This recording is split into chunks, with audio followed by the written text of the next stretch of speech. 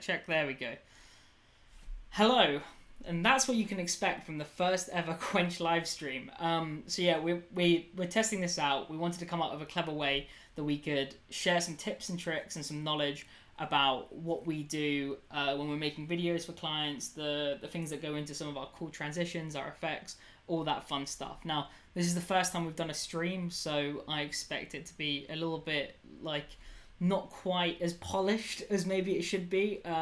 We did set up a bunch of like cool like logo stuff like this to try and make it seem a bit cooler, but obviously nothing ever works out quite as well. So today we're going to be looking at a really cool transition clip we did for Chai Guys, which was basically, we did a video about their masala chai and kadak chai, two incredible products that you can buy from their website, chaiguys.shop, casual plug. And basically what it was we wanted to come up with a cool way of transitioning the customer through the bag and into the chai, which we thought would be like just such an awesome way to show people how like what the experience is like of opening one of these bags and experiencing Chai Guys chai for the first time. So I'm going to switch back over to our master shot over here. So yeah, we had everything in Final Cut Pro for like the base composition. That's where, like you can see here, we've got the full video that's being outlined, the whole video along, and the shot we're doing today is this one here, which I'll let play out. In fact, let's play the opening for the video because it's a pretty fun one. Let me make this a bit bigger for you there. Okay, so you see the bag comes up, we see the front of the bag, rip that open, and transition into the chai. It's a really cool, simple shot that just kind of gets you engrossed and a bit more closer into the spices and the tea. Really, really cool shot. So how do we do it? That's the question. It's really, really simple. There's an easy way to do it, and there's a much more complicated way to do it. So let's start with the first one. We'll call this chai shot. We're just going to create a brand new scene in project in Final Cut, chai shot, and this is for the stream. So let's call it a stream. 4K, 3840 by 2160, 25 frames per second. 25 frames per second because that's the frame rate of film, baby. Let's open that up. And now, the first thing I like to do when I've got a blank timeline in Final Cut, just to kind of delegate all of the weird magnetic timeline issues that you run into, is to set up a generator here, which we're just going to set up a black custom generator. Doesn't really do anything. It's more there. It's just a placeholder so that we can put more footage on top of it, which is what we're going to do. So let's go back into our project here, and I'm just going to take the two clips from the original, which is this one and it's these two here. There we go. Let's go back into the shot and let's paste these in. Nice. Now you can see they're really small. But let's zoom in because it's easy. Now you can see the two shots are this one here of, let me expand this up a little bit so you can see what is going on. We see the chai bag being opened, and it's just a shot of the hands, really still, that's it. There's no movement here. It's purely just the bag being open. And the shot that we're trying to transition into is this one here, which is a cool shot we got on, actually you just laid all the chai out on a table and shone an iPhone flashlight at it to give it that effect. I think if we go into the actual footage here, it's me on my desk shining a torch around, getting those shadows, because those shadows moving is what gives it that real sort of texture, which looks great. So yeah, like I said, there's an easy way and a hard way to do this shot. The easy way is to buy a transition called Zoom In, plug it in there, let it render, and then like call it a day. Now obviously we're not going to settle for just adding in a transition and calling it a day, because that's no fun for anyone, but it is a quick way of doing it. Now obviously the transition is not going to be unique, it's not going to be custom made, it's going to be a template, which is great for some clients. For some reasons that's perfectly fine, but for our clients, we like to kind of go the extra mile when we're doing shots like this and doing ideas, and we want to kind of create something a bit more bespoke. So that's just rendering now, but it's honestly, compared to what you can get from like actually taking the time and going through and doing it in a program, let's say like After Effects or something similar, and actually creating the transition from scratch, it's going to look 10 times better like every single time. So let's just have a look at what we have, and you can see you get the effect. Yeah, it works. Like, that's not too bad. It's actually pretty decent, just by dropping in a transition. But that's the easy way. Let's do it. Let's do it the hard way. That's what this stream's all about, teaching you guys tricks and tips of how to make stuff look even better. So what we're going to want to do is create a new project in Final Cut. And this is the thing when you're working with Final Cut, is that it doesn't have any direct connection to After Effects, which is a real pain in the butt. Because it'd be great to just right click on something and say, okay, open in After Effects, but you can't do that. So we're going to call this one Effects. And this is the workflow we use for pretty much everything when dealing with effects and stuff in Final Cut. So again, I'm going to create my generator just so that we don't deal with magnetic timeline. And I'm going to transition across the ones from my shot here. And let's just do this first shot straight off the bat. Bring that into effects, double click on there. And then paste it. Open. We're going to stretch it out a little bit so we have a bit more time. There we go. Cool. And that's our first shot. And we're going to call this shot Shot A. That's just for my reference. Now, we're just importing some footage. Obviously, it doesn't like the recording and the streaming at the same time. So maybe we just try the streaming method, because apparently YouTube is not receiving enough information to maintain a stable stream. Welcome to television, people. It's great. We love it. Okay, cool. So yeah, we're just probably managing some media right now, which is great. So yeah, what have you guys been up to? How's things? Yeah, good. Oh, good to hear. Yeah. Oh, lockdown, tell me about it. It's a bit crazy. Let's put this on hold, and we will jump back into it when Final Cut's decided to render some stuff. See you in a bit. And we're back. Apparently the camera's buffering a little bit. Whatever, we're just gonna have to deal with it. We're still doing some media management over here, copying files 4 of 6, which is all well and good. Like I said, this is the first time we've done this. Don't want to make excuses because that's not cool. But yeah, hopefully we'll get better at it down the line. So in the meantime, here's a better close-up so you can check out what we've been doing. Yeah, we're gonna show quite a few of these. There's tons of little transitions, loads of tips, loads of stuff we do that I feel like a lot of people starting off in like video marketing and in kind of the creative sectors, it's held behind closed doors. And at Quench, we've always believed that we should be as transparent as possible about what we do and how we do it. That's why all of our prices are public on the website. You can see the budget of each project on there too. Everything's completely transparent and open. It's just a better way to work. I feel like all these like walled gardens of agencies and how creativity is charged for and paid for really holds back the industry moving forward. So when I started Quench, I wanted to come up with a clever way that we could keep things as open and as transparent as possible, but still deliver work that like has that sort of exclusivity. I don't know. It's a tough like bridge to cross, and we're definitely not there yet. We're still working on it. But stuff like this and teaching people how to do the things we do, I think is a really good way to start getting people interested in like the actual technical behind the scenes of filmmaking and all that fun stuff. So let's switch back over to the master and we'll see. My computer is chugging along. Well, it could actually be the hard drives. Because that's something not a people...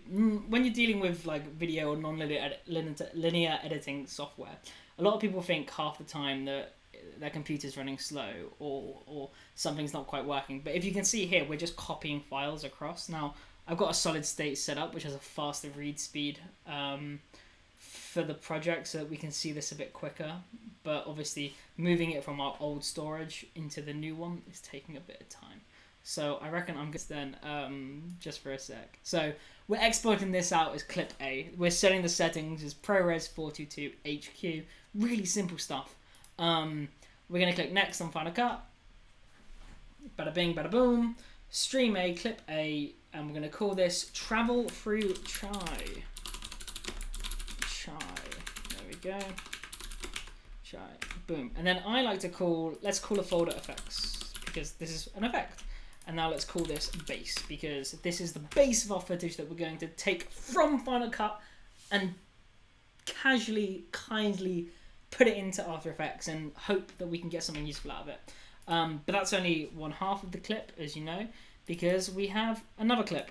And this is the cool shot of some masala chai being laid out on the table with the shadows. We're going to take that clip, put it back into our effects panel, delete what we just created. Now, the most important bit for this clip is the end of it. That's where we want it to end, because that's where the cool shadow effect has. So let's extend it a little bit forward in time so that we have a bit more of like room to play with when it comes to doing the actual effect.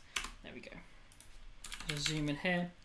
Again, it looks absolutely stunning. We've added some stabilization here. Looks really clean. I mean, look at that. That's just, I mean, credit to the chai guys where it's due. Their chai is absolutely incredible. And now what we're going to do is export this ProRes again in the exact same place, but we're going to call this clip C. No, B. Clip B for brilliant. There we go. Cool. Next, and then let's save it in the exact same place. Clip B. And that's it. We're done in Final Cut. Let's open up After Effects. Well, whoa, this is scary. Where's all the footage gone? What are we doing? What's going on? Well, what's kind of useful to have, actually, I think we jumped the gun a bit too early here, is to go back into Final Cut and to have a look at our original clip. Okay, so that is this shot here. Now, I think I've extended these out a little bit already, but this is basically the time that we need to match. Okay, so in our final composition, which is back in this folder here, let's go up to the top. You can see we have about this much time to show this shot for, and everything when it comes down to it is what it's going to look like in the final timeline in here. So we need to make sure that it fits in perfectly. I tend to do all of the effects after I've kind of set the main composition and the main theme and the timeline throughout, just so that at least then you get the pacing, the editing, the flow, the style before you focus on like the nitty gritty in the effects. The timing and the beats and syncing up shots can be done before that, so it's pretty chill. But what I like to do is I'm just going to export this clip also, and that's again just to set my timing, and we're going to set it as the exact same thing, chai shot stream 422, but we're not going to call it chai shot stream. We're going to call it clip C and then time reference or base, whatever you want to call it. You could call it Steven for all I care. Doesn't really matter. Clip open, but you'll see why it does matter. Let's open up After Effects. And what we're going to do is, when in After Effects, we're going to create a new composition from footage, which is the big button right there in front of my face. And then what we're going to do is go to S storage for speedy storage, go to stream, go to travel through chai, go to effects, go to base, realize that we probably created way too many subfolders, and then open up clip C.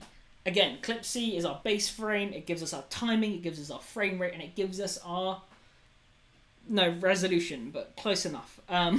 Okay, cool. So we've got this really cool shot here. This looks really, really nice. Whoop, we're going to see the chai going in, and then that's our last clip. But that's not what we want, is it? We don't want that. We want some more clips in there, please. So what we're going to do is go to Finder, which is dragging over to this side of the screen, but there you go. And we're going to go to S storage, and we're going to go to stream, and we're going to go to stream travel through chai, and effects, and base, and clip A and B. And again, we realized that we probably created way too many subfolders for this project, but that's fine. Let's put this clip into the timeline here, and you can see it matches up perfectly. This looks really nice. So the first thing we want to do is bring both clips in, line them up perfectly, so we have A, B, C, and that just looks beautiful. I mean, that's really, really nice. This is such a good place to start that I think we should just call it a day there. So yeah, that's been the stream, guys. Hope you. Of course not, silly. We're gonna keep going. So yeah, we've got this really nice clip here of it opening up, and that looks really cool. I like that a lot. But this is useless. Like, it's too dark in there. We can't really see what's going on. We need to create a pass through, and a way that we can do that is by using a beautiful thing in After Effects, which is called the Paint Man with Brush tool, or the Roto Brush tool. Now you could do it manually, and like this is what we used to like do way back in the day. Well, not back in the day. I'm talking about probably like 6 months ago. Is that you can cut out a section in an After Effects clip, and then oh, that's not right. It's taking the wrong bit. So we click Invert, and then there you go. You can kind of see where we're aiming to get with this. Now that looks terrible, and you'd have to manually go through, click Mask Path, click on here, and like go through the clip and slowly, surely adjust this to go with it. And I'm talking like on a point by point basis. And this is absolutely ridiculous. No one has time for this stuff. And you can see how that mask would slowly change it. No. Mr. Adobe, man, came up with a clever thing. It's called Roto Brush. And what Roto Brush allows you to do is to basically do that whole process of manually going through, but it pretty much automatically. I mean, we say automatically, but not really. And what we're going to do is we're going to tell it what we want. So I want this shit in here. I think that may be the first swear word on the stream. And that looks pretty cool. I'm pretty happy with that. I wonder if we could get it so it's the bag like this, but then we start losing a bit of stuff there. And you can see I'm just refining where the chai is in the bag. So what we're doing now is we're telling After Effects that this bit here where the chai is in the bag, we don't want that. We want that to disappear so that when we scale up the clip and we shoot the footage, we shoot the camera through the bag, that gets passed through us and we just go straight into the chai, which is the effect we're after. So what we're going to do is we're going to let this process. And look, Mom, no hands. That's right, it does it for you. And it's genius. What a beautiful bit of kit. It's using clever AI algorithms. Oh no, those clever AI algorithms aren't as clever as they think they are, because as you can see, we've got a little bit of the bag that's sticking out of here that isn't really connected to the chai. Now, in this case, that's not a huge issue. Okay, that's fine. We're going to be moving quite quick through this. It wouldn't really cause much problems. But if you wanted to tell the clever algorithm, whose name is Jeffrey, I believe, you can click Alt on your keyboard and then, oh look, it's gone from green to red, and you can deselect that and you lose everything. That's the magic of television, people. It's live, but let's tell it what it needs to do again. We want this, but we don't want this bit here. So I'm gonna Alt, click, drag, boom, it's gone, like magic. And now it's actually got rid of the little bit we didn't want, so that's good. Let's let it load through. Take your time. Maybe grab a coffee when you're doing this, but you kind of need to watch it to make sure nothing glitches up too badly. Now, one thing I'm going to do quickly to save us some time, to save you some time, to save me some time, because I kind of would like to go to bed, is to have a look on the stream, on the actual main composition clip. This is our reference, remember, where we need the chai to have transferred from. So by this point here, we want to be transitioned into the chai, which is fine, we can do that. But that means that we only need, let's say, give ourselves a bit more frames, we only need up to there of clip A. The rest of it is pretty much useless, so we don't need to do the roto brush for that, obviously, because that would be a waste of computing power, and they need that to mine Bitcoin. So let's ease it up a little bit and bring it down to what is essentially there. And that just means that we're not wasting time like rotoing out shots that we really don't need. So as you can see, I'm just gonna go back. The only thing I will say is this is destructive editing, which I probably should have made a copy of the shot before doing this. But you can see, wow, look at that. And you're telling me, wow, this looks really shit. That it's flickering about all over the place. You can't really see what's going on. And look at that. Oh, it looks like it's trying to make its own continent inside the bag. And this is where you tell it that, oh no, look, we wanted this, but we don't want this. And then let it render again. Boom. Oh, no, we're glitching out here. Bloop. So where does it do that? It starts doing that here. Can we tell it, or is it going to mess up? It's going to mess up, so let's go back. I think that's fine. I think we can get away with that. We might have to adjust it later. I hope not, but that's fine. And look, nothing has changed, because why would it have? Nobody cares. But wait, maybe it has. Let's open up Clip A again. Roto brush propagating, and we've got it. It's completely wrong. It has no idea what it's doing. That's because we forgot one really important thing, and that is inverting the foreground background. And basically what that does is, if it looks bad, or like the bit of the clip that you didn't want to be there is there, invert it. Simple, like basic stuff. There's a few things we're going to go through here as well, but let's just focus on this for the main second. So, wow, we've done it. One thing I will say is it's pretty smart to, at this point, freeze our roto brush. Now, before we do that, there's a few other things we want to do. Let's switch over to this scary red mode, which basically is, this is our alpha mask. This is what's being shown through. And we're going to add a little bit of feathering, just to make it a bit more soft. And we're going to actually shift the edge of our mask that we're essentially creating. And we're going to shift that out a bit, like so, and then reduce some chatter, which is basically how much it's moving about. Obviously, if it was a mask in real life and you're like opening up the mask, it's a bag. It's not going to be like shifting like a jelly. So you want to get rid of that. I like using motion blur as well, because motion blur hides shoddy rotoscoping, and then decontaminate edge colors. Don't know what the hell it does. I used it in a clip I did yesterday and it worked beautifully. So let's do that. Oh, look at that mask. Doesn't that just look gorgeous? So we're going to let that propagate again, just like let it do its thing. It needs to basically just whirl up. You can see that motion blur that we added is really, really cool. That's a nice little little effect. Basically, it just, when you move things in front of the camera, due to your shutter speed, stuff goes blurry. Yeah, and we replicate that on the mask. Simple. Super simple. Easy. Anyone could do it. As long as you've got a powerful computer, a subscription to a conglomerate for After Effects, and no life, apparently. So yeah, this is awesome. Here we go. Oh, look at that. That just looks great. You see how that looks like a scary kite blob thing?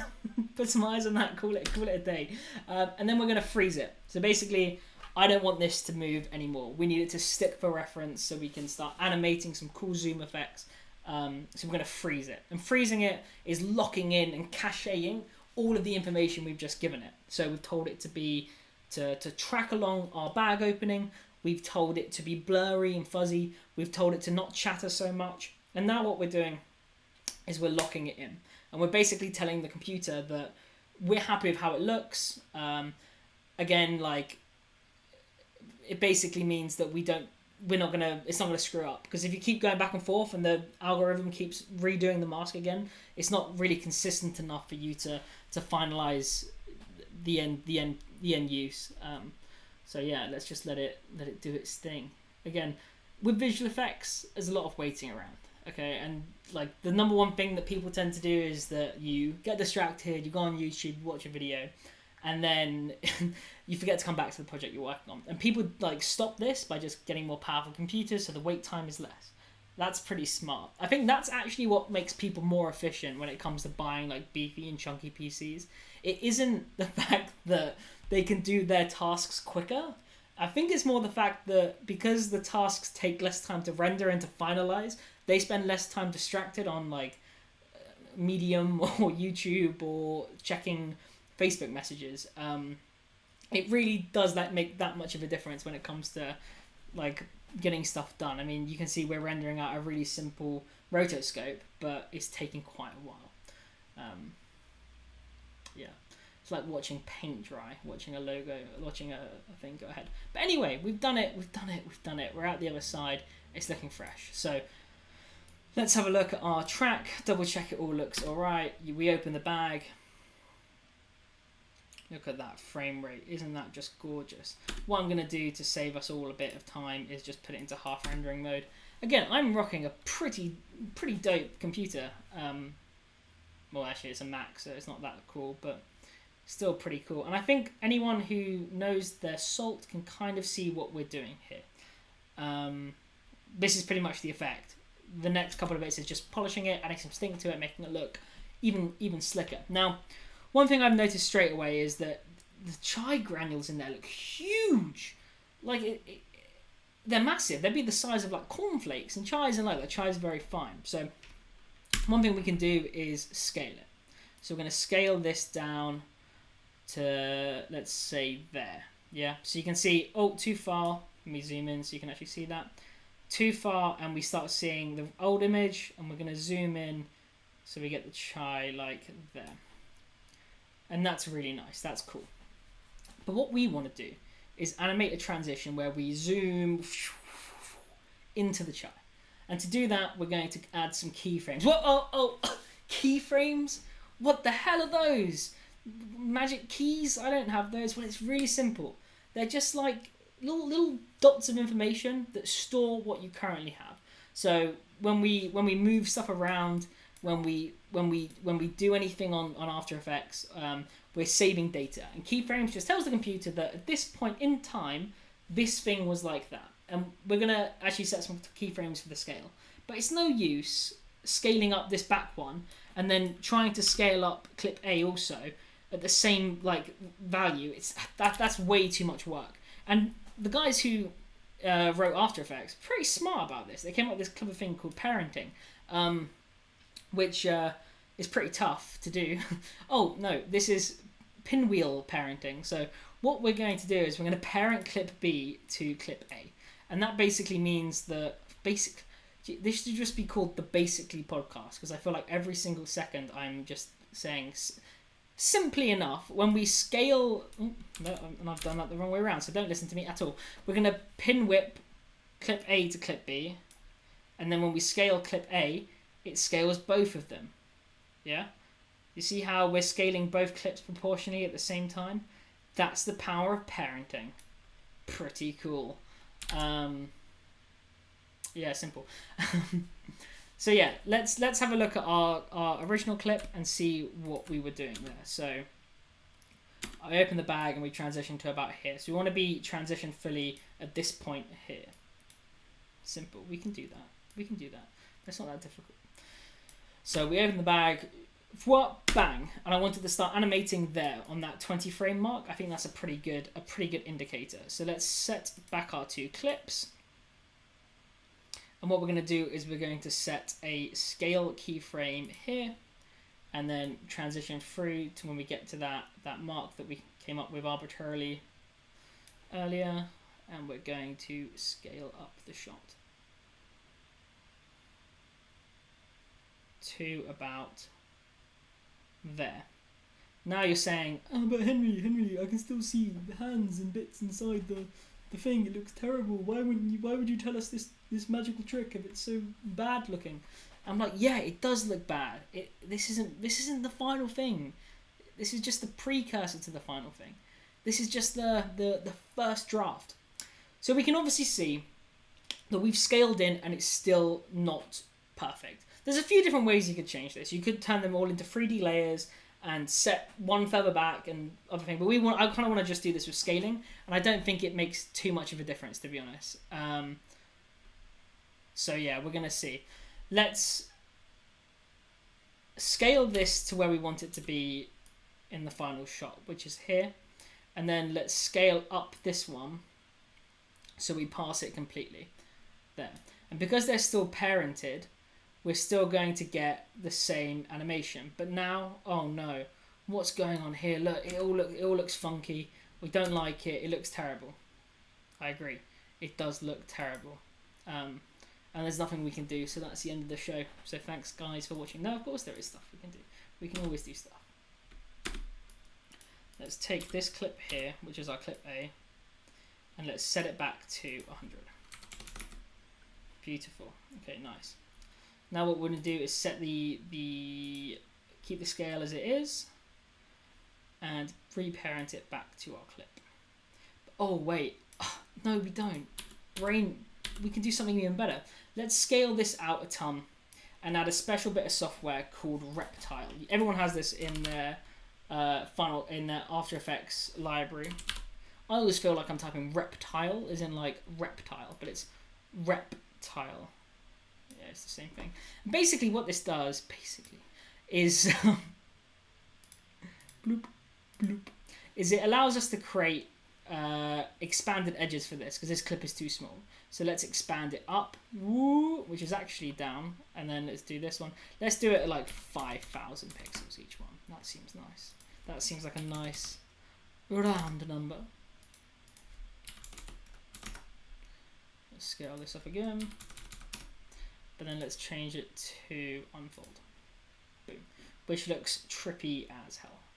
And don't worry, we're not going to have it like this. This is purely a texture, and by the time they see this on the screen, it's going to be tiny anyway. So then let's add back our other clips. Boom. Boom. And now let's check our scaling issue. So we're going to parent this to this and see what happens. And that's better. That looks pretty good.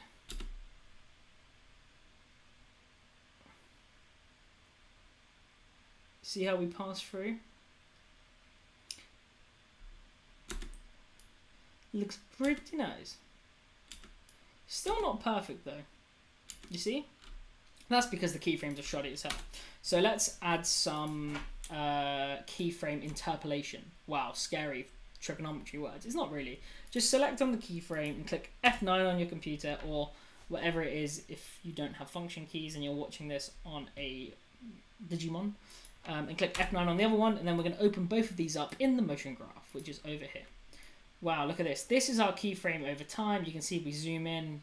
Beautiful. Looks really special. Looks really cool. We love it. In here. This is our scale thing. What we want to do is drag out that last one so the speed is really, really quick and then slowly eases out, which is nice. Like that's a nice angle for the human brain to interpolate. And zoom in. That's really cool. But let's make it take a little bit longer. I feel like we're rushing it. We're rushing it. It's a simple effect. Boom! Look at that. And you're still saying to me like, Henry, it still looks terrible. I don't like it. But just you wait. Good things come.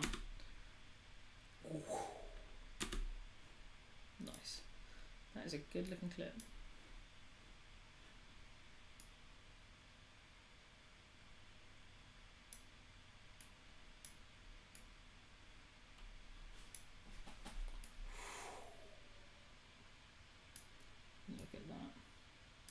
And you can see we're pretty much already there.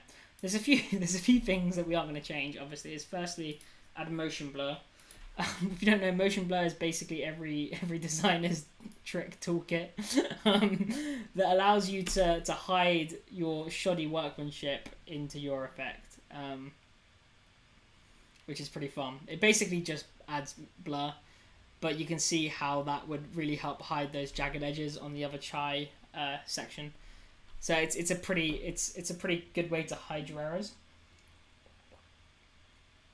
And to be honest, no one's going to be like downloading your video and checking it frame by frame. Obviously, you want it to look good, but I think this looks pretty nice. Let's have a look. That is a cool effect, but we're not done yet. Unfortunately, I know, so close and yet so far. We've got a bit of weird stuff going on here where it's darker in the original bag and we haven't quite like perfectly aligned it, so we're getting a bit of strange stuff going on there. And that's primarily one because we did some shoddy work on the masking, but I think it's mainly because the color looks odd. If the chai was actually inside the bag, it wouldn't be so light, would it? Let's think physics here, okay? Shining a light into a bag would light up the inside, but we don't have a light shining into a bag. We're a camera. God, this sounds crazy in my head even saying it. Welcome to visual effects, guys. And what we're going to do that is add a really simple exposure effect to our chai. So expose. Lights in optical, animation presets, color correction, expose. I'm going to drag that into clip B. And what this is going to let us do is basically dim it. So let me zoom in so you can see that. This is what we had originally. Boom. Oh, it's bright. It's terrible. It looks fake. Oh, no. Oh, what's wrong with it? And if we dim it down, we can make it look a bit darker. And you're like, oh, but Henry, that's what we started off with. We were trying to do this so that we didn't have that. See, that's where our good old friend, the keyframes, come back into action. So what we're going to do is we're going to zoom out, let it pre-render. Oh, and also the reason why the thing looks a bit jagged is because we're in half resolution, so it will look a lot more clean when we put it into full resolution. Duh. And let's check out this transition through into the bag. But you say, now we're in the bag, surely we can make it brighter. Oh yeah, we can do that, no problem at all.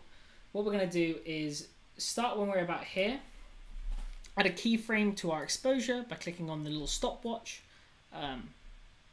Yeah, and then we're going to zoom in, and when we get to here, that's when we want it to be pretty much back to normal, back to 0. But Henry, look. It's gonna stop really sharply. If only there was a way to make the keyframe not stop so sharply. And there is. Because that is an effect, and the effects are kept in the effects panel. And the effects panel has a thing called effects exposure. And in effects exposure, we can see that we have the master control for the exposure, and there are keyframes, which means we can click on this and go F9, go into the graph editor, beautiful, and then fade it out.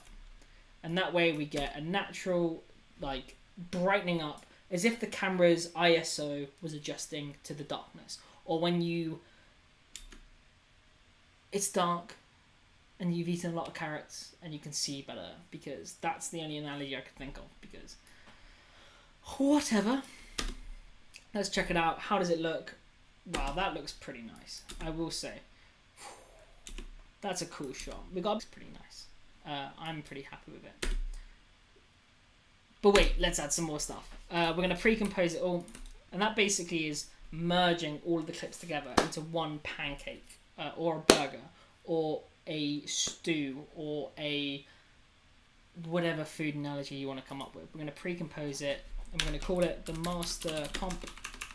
You can't see what I'm doing because it's over here. Comp, and move all of the scene attributes into that comp. Boom. And what we're going to add is we're going to add a little thing that we like to call optics compensation, and it's the most bougie thing that everyone is adding to their After Effects compositions because it makes your footage look better. And basically what it does is it replicates what lens distortion is. And lens distortion is because all lenses by their nature are circular. It warps the light in a way that some, like a GoPro, has crazy lens distortion. This camera here has crazy lens distortion because it's super wide angle lenses. And if I crank up this number here, you can see how that's warping the footage. Really, really cool stuff. But what it can make it do is it can make it seem like the motion is faster going in. So what we're going to do is I'm going to set this to 0. Go to the part of our clip where we open up. It's like there. And what we're going to do is set a keyframe, because keyframes are your friend. Go through to this shot here and add some optics compensation to it. Look at that. And what that's going to do is make us look really bougie. Look at that. It's like every single cool transition effect on YouTube. But just much more poorly done because it's done on a live stream. Okay, there you go. Nice. That is looking dope. I'm very, very happy with how this is looking. Let's just add a bit more keyframe interpolation. Nice. Look at that. Okay. Now let's put it into full resolution mode and just have a quick check. We're pretty much wrapping this stuff up now, really simply. I mean, we've already been doing it for quite a while, so I'd hope that we were almost done. But that's how much time goes into clips like this. Like, what we say to clients most of the time is that for every 1 second of final published content, whether that be a 1-minute video for Facebook or whether that be a trailer for your business, every 1 second of published video is about 1 to 5 hours of editing time. Just, you can see how much time goes into one simple shot like this. And if you're working on a production where there's 10 clips of it, like, that need this sort of level of effects or need subtle changes to like tiny minutia in the clips, it really starts stacking up. And again, when you think about maybe motion graphics, or you're thinking about my team doing animations for clients, that all needs to be addressed into the thing. And time really is money when it comes down to it, because the projects that take the longest to do take up your time as a creative, and then you're stuck not being able to take on other projects. And the thing is, the videos for clients, when you work in a creative space, you're delivering art, you're delivering creativity at the end of the day, and you're not just delivering a service. You're not buying A and getting A. You're putting your kind of ideas and creativity on the line. So wanting to go the extra mile and to put the extra step into it, to make it look better, to make it look a bit more clean, a bit more like pop out a bit, is what is always going to happen. But it's about finding the balance. Like, do we need to apply the weird tracking camera stuff into this shot? Maybe not. But the creative in the back of my head is saying yes, because it will make the shot look 10 times better. But it's really not necessary. And it's just about finding that moment to kill your darlings and to move on, and to accept the fact that the shot looks cool. And as soon as it gets to that point where it looks cool, that's when I think you call it a day. And I think this shot looks pretty nice. So we're gonna leave it there. Again, like I said, the track looks a lot better when you do it in full resolution. Let's export this. So in After Effects, it's the most convoluted way ever to export something. You have to add it to a render queue, and then we're going to change this back to our original settings, which was 422HQ. Save that there, click OK, and we're going to save it into export, which is not that, that's another door transition. Stream, travel through chai, effects, export. We'll call it final. And then we're going to click save, and we're going to click render. And there you have it. Really, really simple bag through transition tutorial. You can spend as much time or as little time as you want on here while that's rendering out. But I just want to, like, again, show you guys, like, what the final clip looks like. So we've just spent the good time of almost an hour now, going through and showing you, well, exactly an hour, what we do for that one shot. And now let me show you, like, in the final timeline, this is what that accounts to, that hour of time.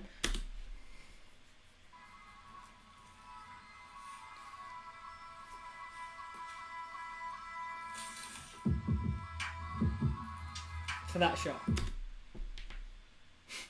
Does it add value to the video? Does it make the video look cooler? I think so. I think it looks cool.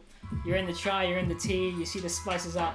We've got so many shots like that through this entire clip, transitioning out through every single thing. This is a 1 minute video, and you can see how much time you can put into it. So I hope that this hasn't just been a tutorial in how to make a silly transition through a thing, because if that was all you got out of this, you've really missed the point. What I was hoping to showcase is that it's more about finding the point where you cut it off, where the clip you're working on, the little adjustments you're making, when it gets to a point when you've reached that progress point where, honestly, the more time you're putting in, it's time consuming. When you get to a certain point, you just be pouring in all these hours and making such granular adjustments. 80% of the work is done in the first like 20% of the time you spend on it. So there's really no time to, like, just get it out there, like, get the shot done, get it finished, get it rendered, get it into the shot, get it at least 80% of the way there. And then if you finish the rest of the project and you've got time on your hands, go back and then add those extra adjustments, because you'll be able to make so much cool stuff just by focusing on that sort of vibe. So yeah, I hope this has been informative. Again, this is the first live stream we've ever done on the channel, and there's been a few technical hiccups along the way. No audio, no visual, no video, no whatever. But I've really enjoyed it. It's been really good fun. I hope you guys have enjoyed seeing a bit of the behind the scenes of what we do at Quench. It's not just me. I've been nothing without my team. We've been producing some really cool content for some food and drink brands over the years. Please check us out at www.quench.london. That's quench.london. London can be a EndNote domain.